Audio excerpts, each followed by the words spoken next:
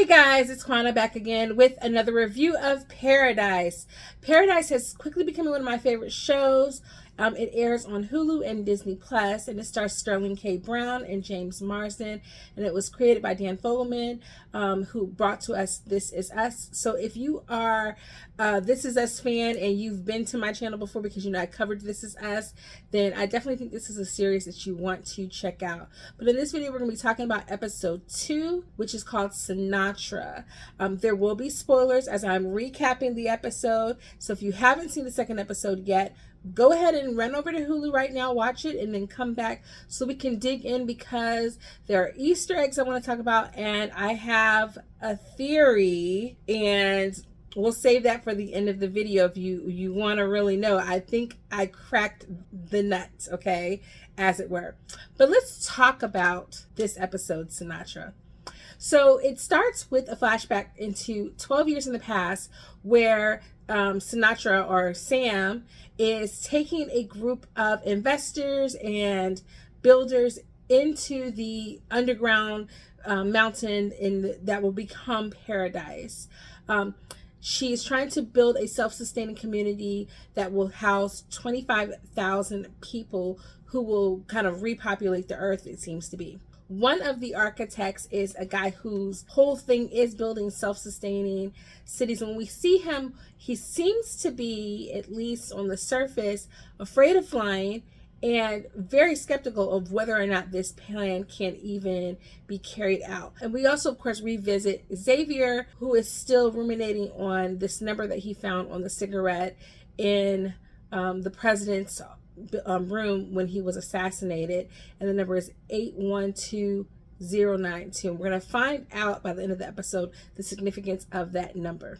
Essentially, when Sinatra is talking to this architect, she talks to him about, wanting it to feel completely normal, like it could be anywhere USA, ideally so that the people who are going to be picked to live in this community will be able to do so without this feeling or sense that of kind of uncanniness, and they'll be able to ease into it very easily. It could be anywhere USA in this little mountain home or what have you. And then we flash into the past before that, where we see her meeting her husband for the first time at a bar, right as her technology is about to kind of go global and make her the biggest self-made millionaire on the planet. I like the little tidbit that at first she kind of lies about how much she's going to be worth, because it's very much like in a woman's demeanor to downplay her accomplishments, especially to impress a man. His biggest accomplishment is his team just won their softball tournament. Her biggest accomplishment is that she's about to be worth $34 billion. So I like the little tidbit that she plays it down, and he doesn't actually seem too intimidated by it. He actually seems like he takes it on. I'm interested to see, because we get so little of him in this episode, whether we get a little bit more of their dynamic and that he gets more fleshed out personality. This is a Dan Fogelman show, so I'm going to trust that they're going to flesh him out, because listen, with This Is Us, they would give backstory to the most benign, smallest characters. So I definitely have no doubt that he will do that. And then we go back into the present day with Xavier, where Agent Robinson shows up at his home to take him to questioning. Also, there's Agent Billy Pace, who's flipping pancakes, being a little cutie patootie for the kids, kind of being like their big brother, big uncle, whatever.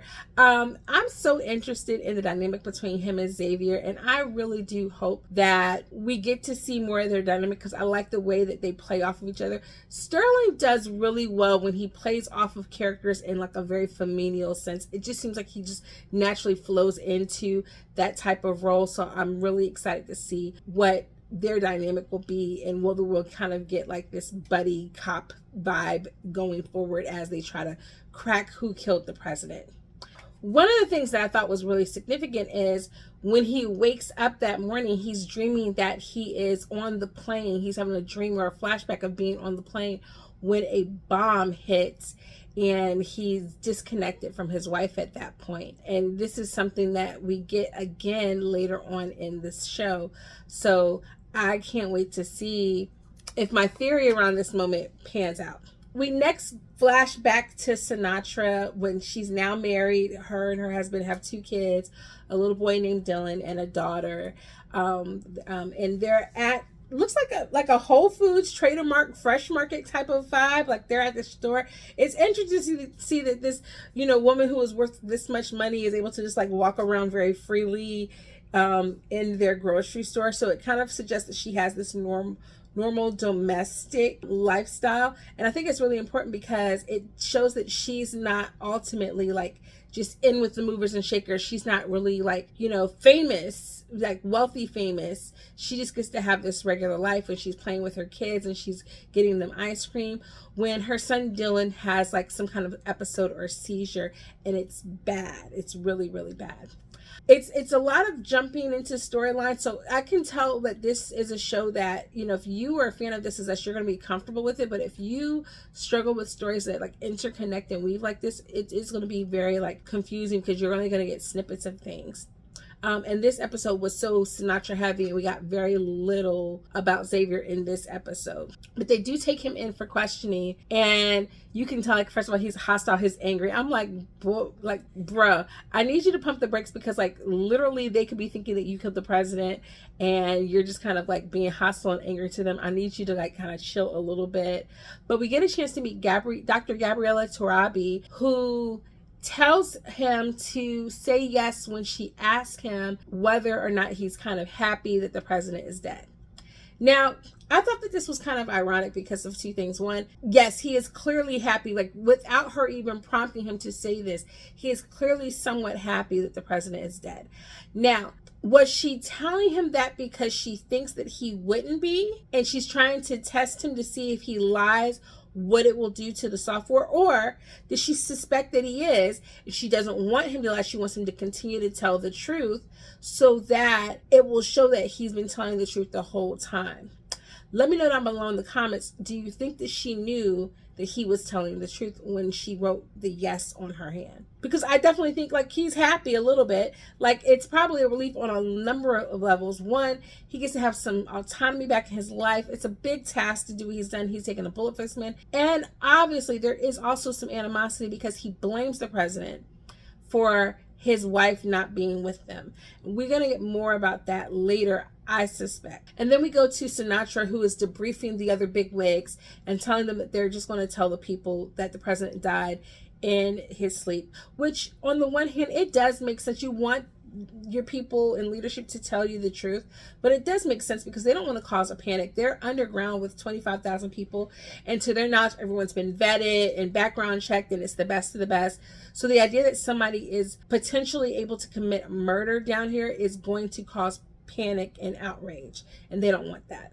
Okay, for me, this is the first big Easter egg that I saw of the night, which is when they're in the debriefing room. You see all of the famous artwork on the walls behind them. So I was kind of wondering about that. Like, were they able to preserve any human artifacts, any things that we've created that would kind of be able to sustain and be learned about down in this bunker? Have they kept certain books? Have they collected certain artwork? Like, what are the things that they've kept to remember and commemorate society as it was before this event has happened? So that was a nice little Easter egg that I thought was there in the background behind them, that you might miss it. At this point, when we've gotten the differences between Sinatra's life prior to kind of making the preparations for this and becoming this tech pioneer, and now, it's very disconcerting because she seems like such a regular, almost like housewife, stay-at-home mom, very holistic type of person, to now being this person who is essentially running the free world, or what's left of it anyway. Because without a doubt, she is the leader, and we're supposed to slowly begin to mistrust her. And I really don't know what we're supposed to get with her. I suspect that it's a little bit of subterfuge, and she's not completely complicit. Or I don't think that she is the person who's done the thing that we think that she's done. Or I don't think she's like the one who ordered the hit on the president. I don't know what she would have to gain from that, because it's in her best interest to continue to keep things together, unless we'll talk about that later. So we get some more flashbacks into Dylan being sick and then Dylan's passing. And we find out that Dr. Tarabi was the doctor that was treating Samantha after the death of her son. So she was her grief counselor. And that's why she trusts her so much to run things and has picked her to kind of help orchestrate who is down here below and to get, you know, her involved in picking and selecting the 25,000. So we find out that basically it's her who has like orchestrated who's been chosen to be down here. So I thought that was interesting to find out that she might be the only person that Samantha trusts, and so she's going to probably be the pipeline to how Xavier gets any information. Like, hands down, she's probably the only person who's still trustworthy. I don't think she tells her husband anything. I think he is just literally like a house husband. She keeps him because he's cute. And then we start to close in towards this last bit of the episode where we get a chance to see and visit the school that's there, the high school that's there, where Presley attends with the president's son. One thing that did bother me about this episode was the way that they used time in this episode, because when we go to the underground bunker, it's a certain amount of time. When we go back in the past, it's a certain amount of time. The movement of time feels weird. They never really age the people down significantly enough to then have them be the age that they are in this timeline. And then I was not aware that the president's son and Presley were that close in age where there would be obviously like some romantic interest between the two of them. And so that's a little like weird and disconcerting, because he's only been, it was his second term where Xavier was going to be taking over being his head agent. And then from there, they've been down here for a number of years. So it's at least been like somewhere between 7 to 8 years that like they have been like in close proximity like this with each other. And I guess, I mean, like if the kids were probably like at least 8, then that could make sense. But it's just weird that the way time is played here. I'm not gonna lie, and I thought it was just me, but now I've watched the episode 3 times and it's still a little weird to me. So that may be something that like when we look into continuity for the show, that Dan is going to need to tighten reins on a little bit, because that was a little all over the place. But we get to meet the first lady, and I think she played Tess on that CW show, if I'm not mistaken. I've seen her in a bunch of other stuff too, but she's one of those people who I can never place her, but she has like the country accent. She puts me in the mindset of the actress from Private Practice who played Charlotte. She reminds me of her a little bit.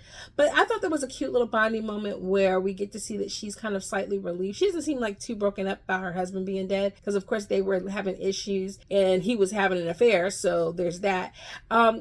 One of the things that we see about Xavier is he seems very staunchly like, I have morals, I have ethics, I don't like people who don't. I hope that is not to a fault. I hope that they don't make him too flat in that, and that not that he has to do bad things. You can be a good person in life, but I hope that there's a little bit more nuance that he gives to that, because it seems like he did genuinely care about the president, but he seems also very triggered that the president was having an affair and that is not the person that he wanted to be. And then to kind of find out that he's also like sleeping with Xavier's boss, like the actual head, he's like, no, I'm not here for any of this. So it was a nice, cute little bonding moment.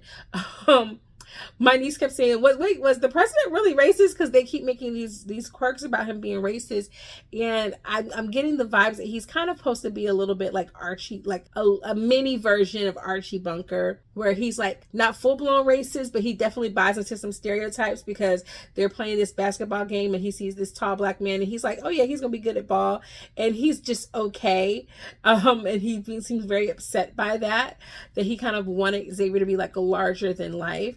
I like that they didn't lean into that trope, because like, hello, you need to wake up. Like, yeah, we say black girl magic, black boy joy, but like, hello, we're not all a monolith.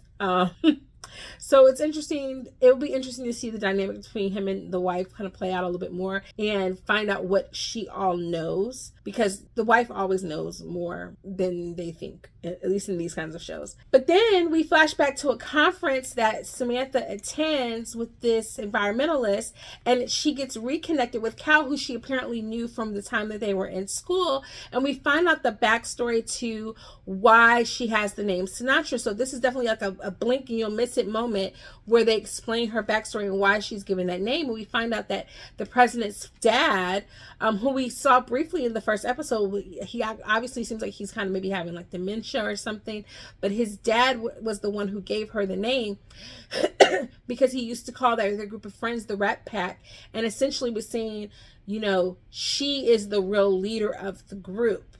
Now, it cuts to also a little bit of like Xavier saying he thought that her name was Sinatra because she liked to wear hats. But we find out in that flashback that she wears hats more and more because she has a condition where she's pulling out her hair because of stress. So this also explains she has bald spots, which also explains, you know, her going from her longer hair in her younger years to now this shorter look that's more stern and severe. But it's because she's actually pulling her hair out. But the hats are because she's going bald in places. But it also plays into the whole Sinatra thing of it all, like her being the leader. She doesn't see it for herself then, but she definitely sees it for herself now, at least in my opinion. Like, if she doesn't know that she didn't know she was a leader then, but she's definitely running the show now. So we're definitely supposed to understand that she is the leader. I also like the idea that like Sinatra kind of gives the vibe of like her orchestrating things. So is that a little bit of a red herring? I don't know. But like, she's like, I'm done talking.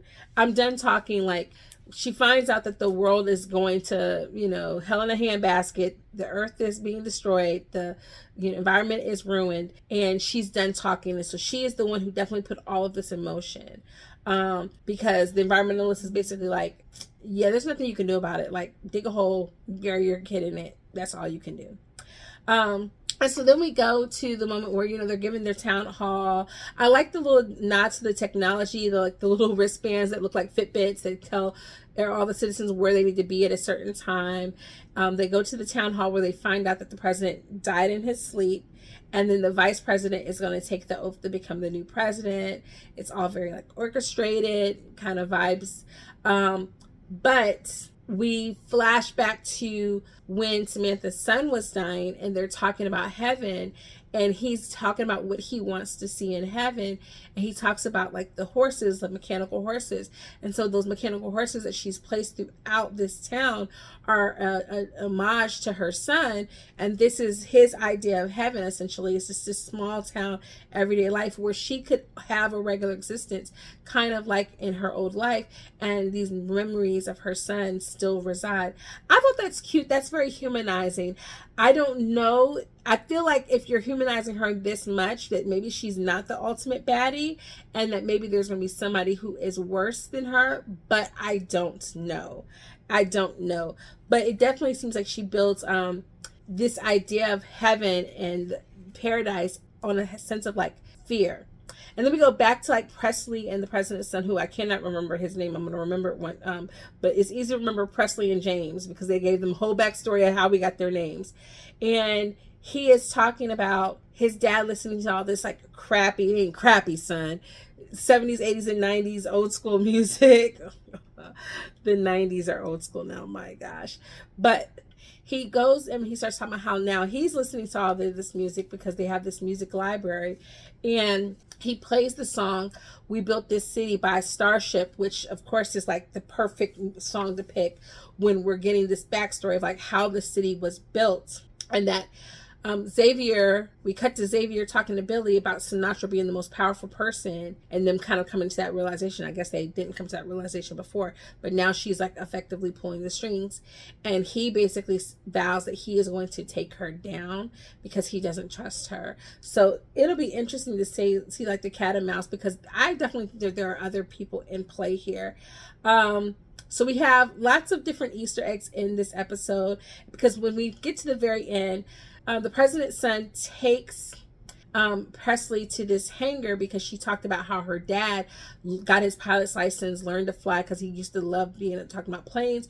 Of course, because we find out that his grandfather was a Tuskegee Airman, and his dad was like the first Black commercial pilot. And so he loves planes. And so they go to this hangar, and we get a chance to see that all the hangars have like these 6-digit numbers, and it coincides with that 6-digit number that was on the cigarette. We cut to Xavier burning the cigarette, burning the evidence, because now he's memorized that number. And so it's very clear at this point that that 6-digit number is the number to a plane, perhaps the plane that his wife was supposed to board when she did not arrive underground. That is what I am assuming. And so then that's where we end the episode off with. Now, this is where we're going to get into spoilers a little bit, or not spoilers, but my theory. My theory is the rest of the world is not destroyed. My theory is the rest of the world is still going on. I think we have Sinatra, who is very scared. She's lost her son. And we know that people during that, they go into this place of fear of wanting to protect what they have left.